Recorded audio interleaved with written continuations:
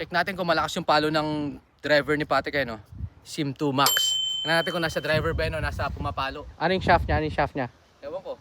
Yung shaft niya ay... Ang tawag dyan? Hazardous. Hazardous na eh. Stiff shaft. Stiff shaft. Tingnan natin. Pag ito na, bali ko, yari ang ano dito, 1500. Ubus.